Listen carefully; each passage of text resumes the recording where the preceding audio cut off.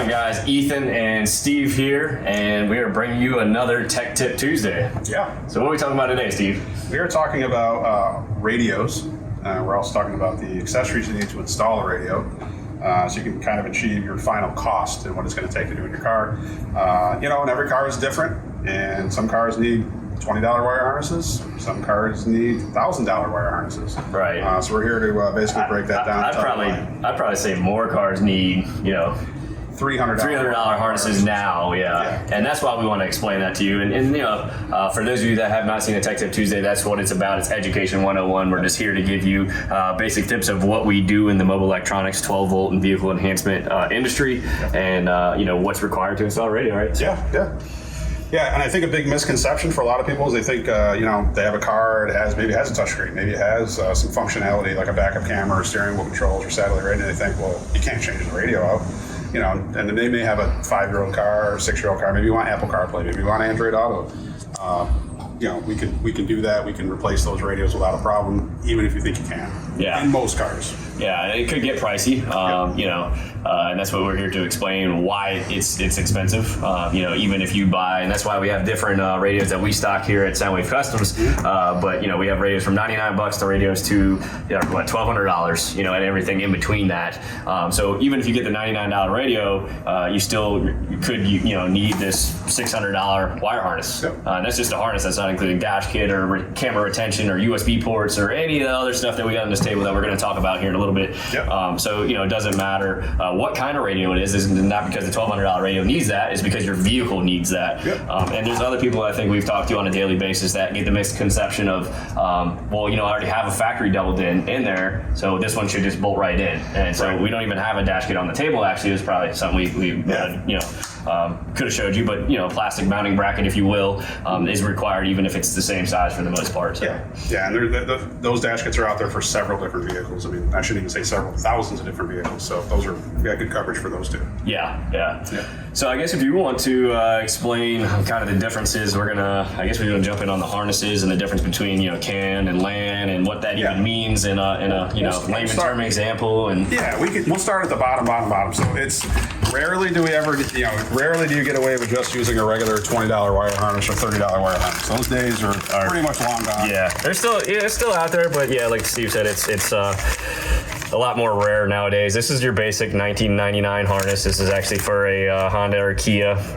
So I don't, that could work. It's very possible. You could get lucky, but like we said, it's probably not likely anymore. So and that's basic. So when you turn the key on, the ignition wire on that turns the radio on. Simple. It's old school analog, simple technology. New cars, everything is data communication. So your chimes, turning the radio on, your steering wheel controls, your camera, maybe your heater controls. All this stuff is done in the digital realm. So whether you're on CAN bus or GM LAN or whatever it is that you have in your vehicle, all these new harnesses are engineered to work with those data systems in the car. And there's a module, there's different style modules, whether it's the PAC ones or the Access ones or the Maestro RR ones, they keep all those factory features in communication with each other, if you will. I'm trying to break this down as best I can. Yeah, when we get, people will call us all the time and ask us for a price to install their radio or what it's going to cost to have a radio installed in their car. And the problem with that is we don't know every feature that you might have in your car. Some cars have OnStar, some don't. Some have steering wheel controls, some don't. There's so many different features. Right. And we want to determine the best, most cost-effective solution for you and what's going to work for you. We need to see that car to see what it has. And that's going to determine what harness you need. Because some cars, there's 5 or 6 different harnesses. Newer GM vehicles, there's literally 5 or 6 different options for wire harnesses.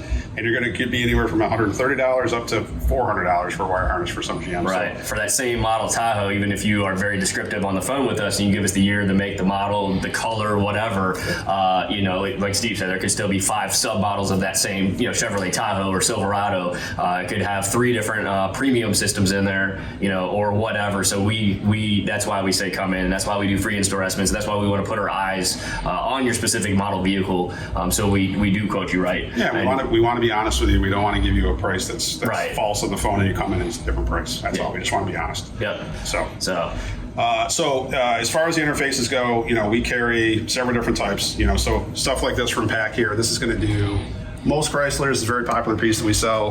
That also does the steering wheel controls as well. And that's all that does. Now, if you have a Chrysler with a factory backup camera, you may need another harness like a camera harness, something like this. This is a GM one, but similar idea to retain the backup camera. And then this already handles the steering wheel controls, so you're good there. So when you go from that one, you start going into stuff like the Maestro with these guys here, with these two parts. Same idea, but this is going to give you the additional Maestro functionality and compatibility. In most cases, this is also going to keep the not only the steering wheel controls, but the backup camera.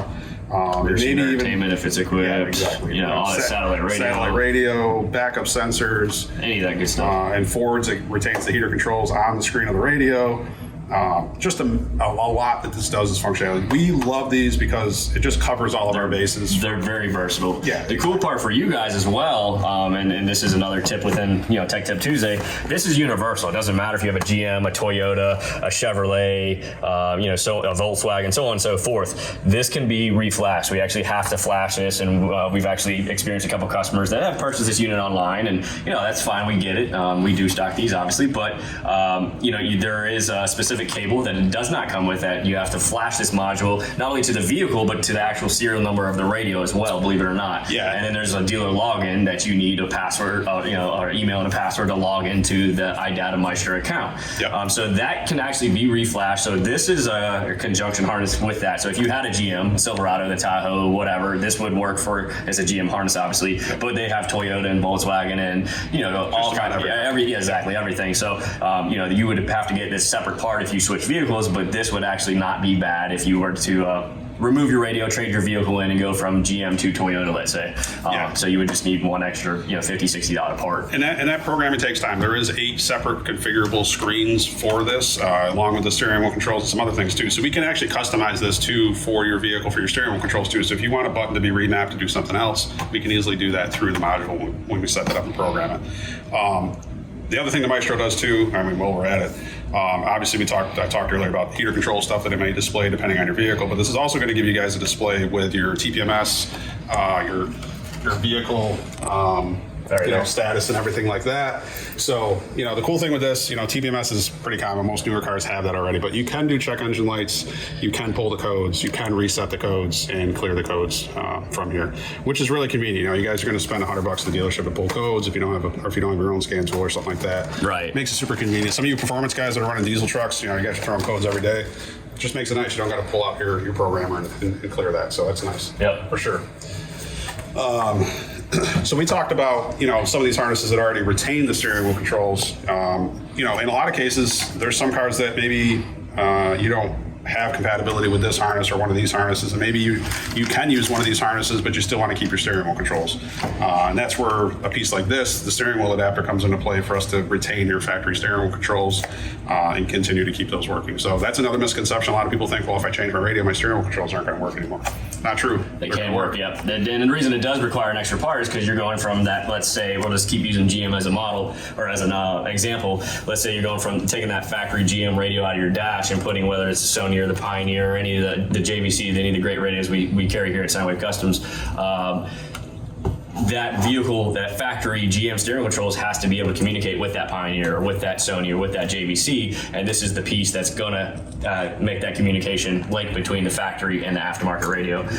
So this stuff is, we can retain, like I said, factory rear seat entertainment, like overhead flip downs or DVD players that comes from the manufacturer.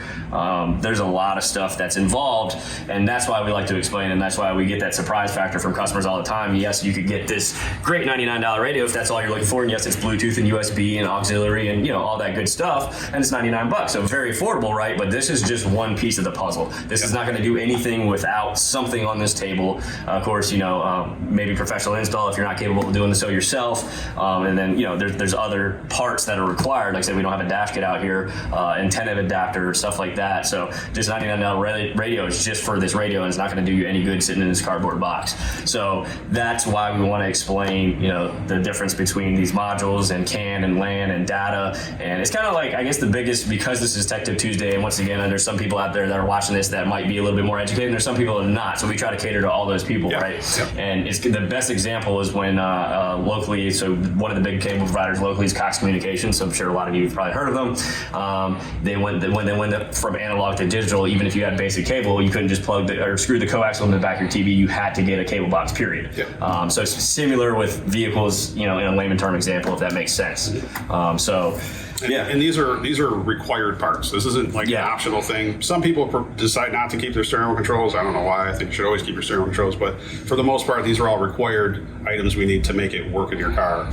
Now, of course, there are some optional things that we talk about too, like USB flush ports for these radios, or backup cameras, or the list goes on and on. There's all kinds of add-ons that we can do with these units too to get them better integrated into the car so they're fully functional. Because these radios do a lot of things, but they're not all going to do everything that they advertise out of the box without these other parts. Right. And sometimes you could come back if maybe you're working with a certain budget and you want the radio in there, and you have to get the expensive harness that you weren't really aware of at the time.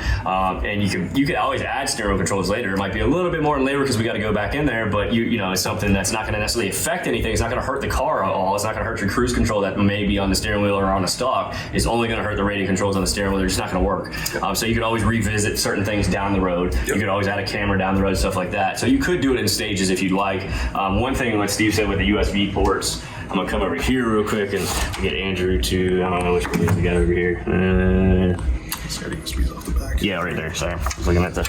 So the USB is on the back. They give you a little bit of an extension cable for that, but unless we run that in your glove box or have this cable uglily sticking out of your dash and make it look kind of gaudy, if you will, that's why we recommend the flush ports. Now, you don't have to get a flush port. It's still going to work without it, but obviously most of you guys are updating the radio for Apple CarPlay or Android Auto or USB or thumb drives or iPods or you name it, and the list goes on and on and on. So the USB port is going to look nice and clean and flush like the factory or the manufacturer of that vehicle put it in there.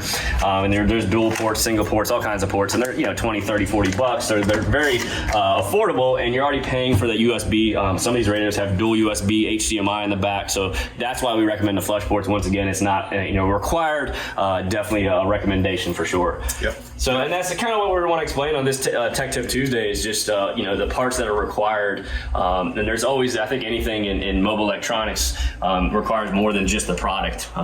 For as there's millions or thousands probably of vehicles, years and models and submodels and additions and all that stuff on the road. So absolutely. We hope you got a little bit of education on this. I don't know if we missed anything, Steve. Got new Pioneer 10-inch and 9-inch models in stock also. Yeah, those are awesome. The new floating screen, wireless. Well, you can. They're going fast. Super fast. Super fast. Yep. Wireless Apple CarPlay, wireless Android Auto, screen mirroring, all kinds of stuff. I think it works with Alexa a little bit. There's going to be firmware updates for it, of course. But I mean, it's a beautiful screen. And like I said, they're pretty much on national backorder. So. Anyways, that's all we got today on today's Tech Tip Tuesday, I believe. Thanks for tuning in. Thanks for checking us out. Make sure you follow us on all social media at Soundwave Customs. The store is open Tuesday through Saturday, 10 a.m. till 7 p.m. You can call us anytime at 757-648-8888. Check us out at soundwavecustoms.com, and we'll see you next Tech Tip Tuesday.